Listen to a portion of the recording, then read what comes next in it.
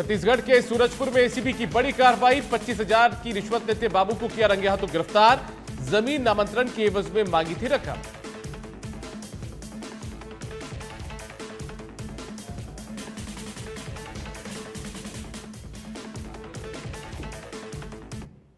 नमस्कार, बहुत स्वागत है आपका। मैं हूं आपके साथ दीपक व्यास। जामडोली यानी कि जयपुर के जामडोली में युवक की हत्या का जो मामला था, उसमें परिजनों और पुलिस प्रशासन के बीच में सहमति बन गई है। मृतक के परिजनों को सुरक्षा दी जाएगी। परिवार में संविदा पर नौकरी और 25 लाख के मुआवजा दिया जाएगा। इस बात को लेकर भी सहमति बन गई है।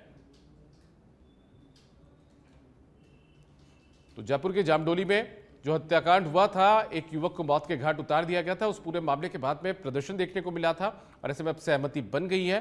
25 लाख का मुआवजा जो मृतक के परिजन है उनको दिया जाएगा। साथ में संविदा पर नौकरी परिवार के किसी एक सदस्य को दी जाएगी।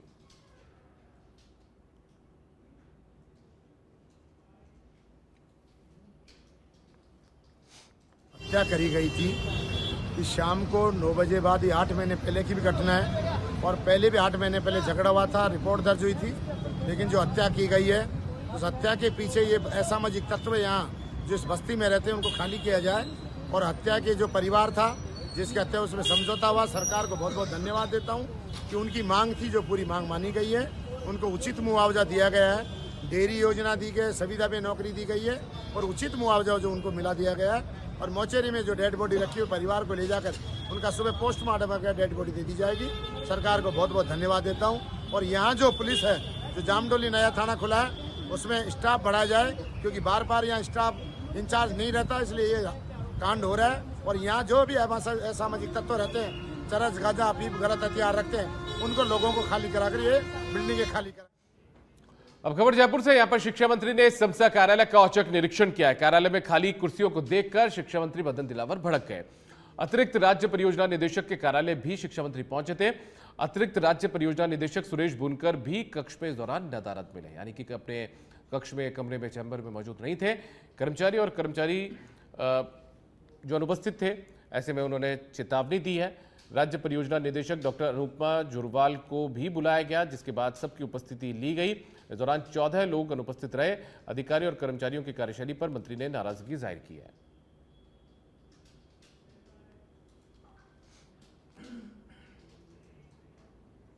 जैसलमेर के भड़ियाणा से बड़ी खबर है। यहां पर जिला कलेक्टर जलभराव क्षेत्र के दौरे पर पहुंचे।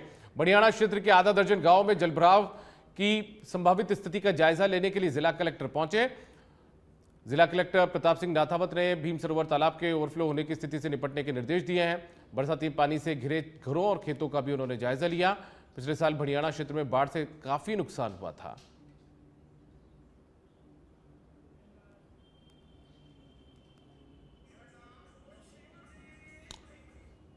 बीजेपी के वन एवं पर्यावरण अभियान के अंतर्गत हवामहल विधानसभा क्षेत्र के शास्त्री नगर मंडल, पौंड्रिक मंडल एवं जलमहल मंडल में वृक्षारोपण किया गया। अभियान में आज Nandan Kanan park, sector 4 dispensary के पास शास्त्री नगर, सामुदायिक केंद्र कोली बस्ती ब्रह्मपुरी एवं बद्रीनारायण जी का मंदिर आमेर रोड पर वृक्षारोपण किया गया। विधायक बालमुकुंदाचार्य ने बताया कि प्रधानमंत्री नरेंद्र मोदी ने पर्यावरण संरक्षण के लिए एक पेड़ मां के नाम अभियान प्रारंभ किया है और मुख्यमंत्री भजनलाल शर्मा ने प्रदेश में अधिकाधिक वृक्षारोपण का लक्ष्य निर्धारित किया है। उन्होंने बताया कि वृक्षारोपण केवल पर्यावरण संरक्षण का काम नहीं है, बल्कि धार्मिक, सामाजिक और नैतिक उत्तरदायित्व भी है।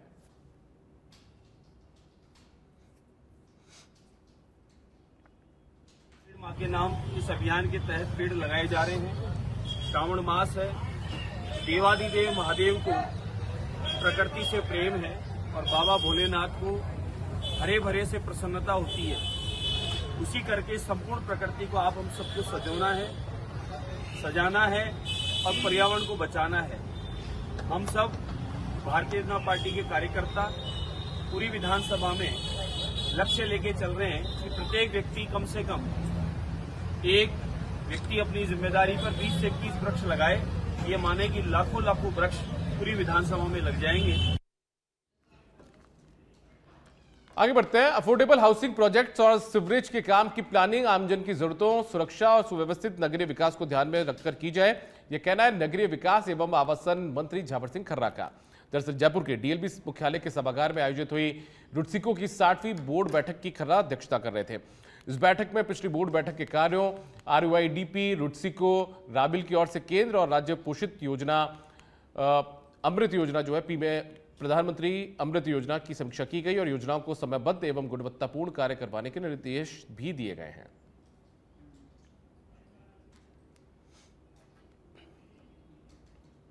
आगे बढ़ते जयपुर से खबर है। यहां पर शिक्षा महकमे की प्रमुख योजनाओं पर उच्च स्तरीय समीक्षा बैठक हुई है। राष्ट्रीय शिक्षा नीति की प्राथमिकताओं के आधार पर काम करने के निर्देश इस बैठक में दिए गए हैं। जो शासन सचिव हैं शिक्षा के कृष्ण कुणाल, उन्होंने इस बैठक की अध्यक्षता की। इस बैठक में PM श्री स्कूल, NEP, विद्यालय विकास योजना समेत अन्य मुद्दों पर चर्चा की गई है। पिछली PMU बैठक में लिए गए निर्णयों की अनुपालना रिपोर्ट भी पेश की गई।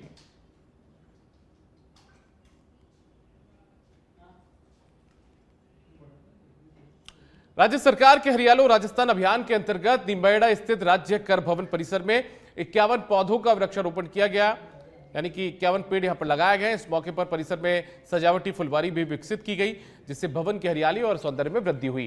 कार्यक्रम का नेतृत्व राज्य कर व्रत निम्बाहेड़ा के उपायुक्त जयप्रकाश भारद्वाज ने किया है। उन्होंने कहा कि वृक्षारोपण सिर्फ एक रस्म नहीं है, बल्कि आने वाली पीढ़ियों को स्वच्छ वातावरण देने की जिम्मेदारी भी है। कार्यक्रम के समापन पर सभी उपस्थित अधिकारियों एवं कर्मचारियों ने पौधों की देखभाल का संकल्प लिया है।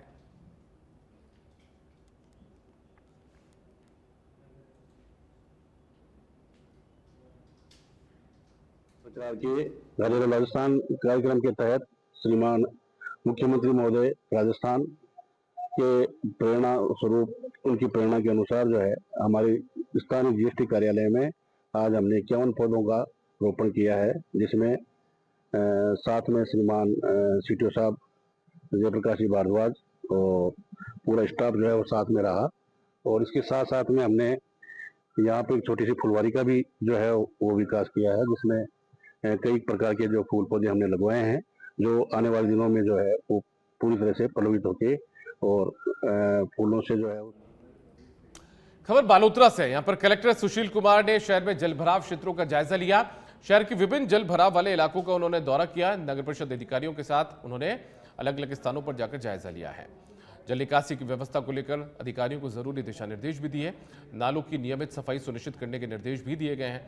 कलेक्टर सुशील कुमार यादव ने नगर परिषद आयुक्त और अधिकारियों के साथ पुराना पेट्रोल पंप, पुराना bus stand, Gandhipura, Samdari road और जो शहर के दूसरे विभिन्न इलाके हैं उनका निरीक्षण किया, दौरा किया।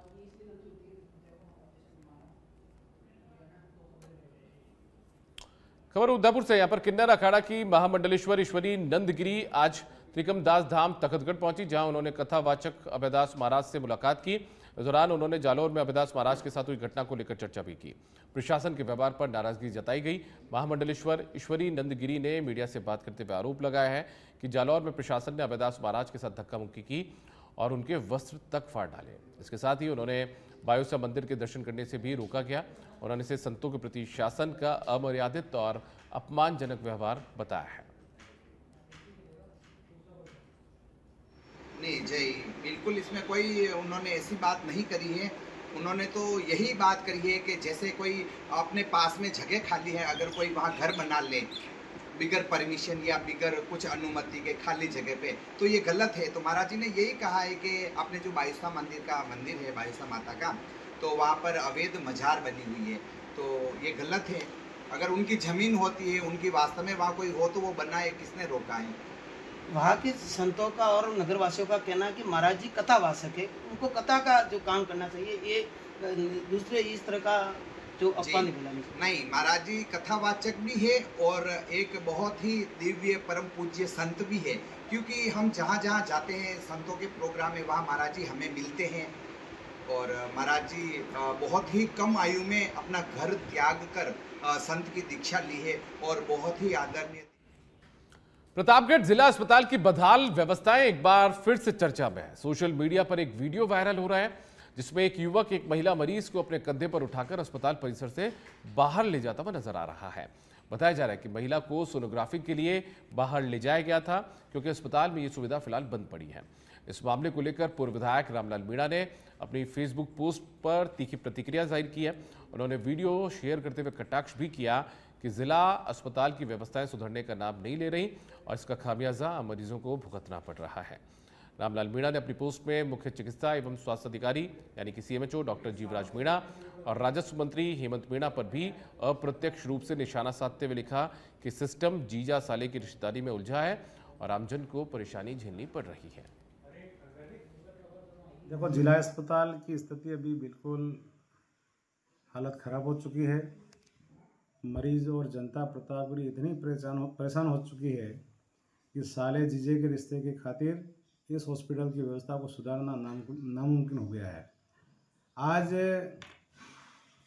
जब मैं विधायक था, 2 फ़ोन साथ में रखता था, तुरंत प्रभाव से इधर से किसी मरीज़ के परिजन का फ़ोन आता, वो तुरंत डॉक्टरों को फ़ोन करता और तुरंत व्यवस्थाएं होती। कोरोना जैसे काल में भी मैंने व्यवस्थाएं नहीं बिगड़ने दी और एक एक वार्ड को मैंने चेक करके और सब पूरी व्यवस्थित तरीके से पब्लिक को परेशान नहीं होने दिया। 100% डिलीवरी जिला चिकित्सालय में हो रही थी, लेकिन आज स्थिति ये। सावन का महीना सिर्फ बारिश के लिए नहीं बल्कि राजस्थान में तीज महोत्सव जैसे रंग बिरंगे आयोजनों के लिए भी पहचान रखता है। झुंझुनू शहर का सबसे बड़ा तीज महोत्सव साबरडी तीज का आयोजन मारवाड़ी युवा मंच की ओर से किया गया, जिसमें बड़ी तादाद में शहर की महिलाओं और बच्चों ने हिस्सा लिया। फुल फैमिली प्रोग्राम साबरडी तीज का शुभारंभ जिला प्रमुख हर्षिनी कुलहरी, कोऑपरेटिव सोसाइटी के रजिस्ट्रार विभा खेतान, युवा उद्यमी आकांक्षा मांट, भाजपा की जिला प्रवक्ता कमलकांत शर्मा, वीणा तुलसियान ने किया। इस मौके पर जिला प्रमुख हर्षिनी कुलहरी भी महिलाओं के उत्साह को देखते हुए खुद को रोक नहीं पाई। उन्होंने नेल आर्ट करवाया, साथ ही झूले के साथ फोटो खिंचवाते हुए बचपन की यादों को सबके साथ साझा भी किया है। इस कार्यक्रम का आयोजन किया है और इनको मैं ऑल द बेस्ट और गुड विशेस भी कहूंगी कि आप पूरे राजस्थानी नहीं पूरे इंडिया में ऐसे कार्यक्रम ज्यादा से ज्यादा करें, जिससे कि हमारा धर्म, हम हमारे संस्कृति से और जुड़ते चले जाएं, क्योंकि हमें पता है वेस्टर्नाइजेशन बहुत ज्यादा आ रहा है। वेस्टर्नाइजेशन के साथ जब हम हमारा कल्चर प्लस करते हैं तो शानदार भारत, रंगीन भारत हमारा निखर के आता है। और इन्होंने जैसे बताया मारवाड़ी युवा मंच, मेरे लिए बहुत खुशी की बात ये भी थी क्योंकि मैं बेंगलोर से आती हूँ, तो राजस्थान में जो मारवाड़ क्षेत्र से होते हैं उन्हें मारवाड़ी कहा जाता है। और जब हम साउथ इंडिया के पूरे इंडिया में कहीं भी जाते हैं तो सभी राजस्थानियों को मारवाड़ी नाम से जाना जाता है कि ये मारवाड़ी। खबर टॉक से यहाँ पर कावड़ यात्रा ने मालपुरा कस्बे में प्रवेश कर लिया। कावड़ यात्रा को लेकर कड़े इंतजाम किए गए। कावड़ यात्रा को लेकर पुलिस और प्रशासन ने ये कड़े इंतजाम किए हैं। सुरक्षा को लेकर 1300 जवानों की तैनाती भी की गई है कस्बे के अंदर। निगरानी में पुलिस, आरएसी, एसटीएफ के जवान तैनात किए गए हैं। इसके अलावा 11 एडिशनल एसपी, 14 डीएसपी, 50 सीआई और एएसआई समेत बड़ी संख्या में पुलिस के जवान तैनात किए गए हैं। कड़ी सुरक्षा के बाद कावड़ यात्रा मालपुरा पहुंची है। इससे पहले हम आपको बता दें कि कावड़ यात्रा मालपुरा पहुंच चुकी है। जगह जगह स्वागत किया जा रहा है। किस तरीके का स्वागत है आप तस्वीरों के जरिए बताना चाहूंगा कि छत पर महिला, पुरुष, बच्चे ऊपर से बना रहे हैं। इस जो अहम क्षण है उसको कैद किया जा रहा है। हम आपको बता दें कि कावड़ यात्रा कल शुरू हुई थी। कल पूजा अर्चना के बाद मालपुरा से शुरू हुई थी। वही मालपुरा से शुरू होने के बाद बिसलपुर बांध पहुंची थी, जहां बिसलपुर बांध में पहुंचने के बाद बात करें तो पूछने के बाद पूजा अर्चना हुई और पूजा अर्चना के बाद कावड़ यात्रा वहां से रवाना हुई है। कड़ी सुरक्षा के बीच कावड़ यात्रा रवाना है। किस तरह का उत्साह कावड़ियों में देखा जा रहा है। जगह जगह बड़ी संख्या में लोग स्वागत किया जा रहा है। हम आपको बता दें कावड़ यात्रा को लेकर जो कावड़ यात्रा है कृषि मंडी पहुंचेगी और वहां पर जलाभिषेक करेगी। बात करें प्रशासन की तरफ से कड़े इंतजाम किए गए हैं। वहीं कावड़ियों की बात करें तो लगभग 850 कावड़िए हैं जिनका कि प्रशासन ने जो पास है वो जारी किया गया है। 1300 से अधिक जवान इसमें तैनात है और कड़ी सुरक्षा के बाद आरएसी, एसटीएफ के जवानों के बीच में कावड़ यात्रा निकाली जा रही है। बड़ी संख्या में उत्साह के साथ, उमंग के साथ कावड़ यात्रा यहाँ से रवाना हो चुकी है।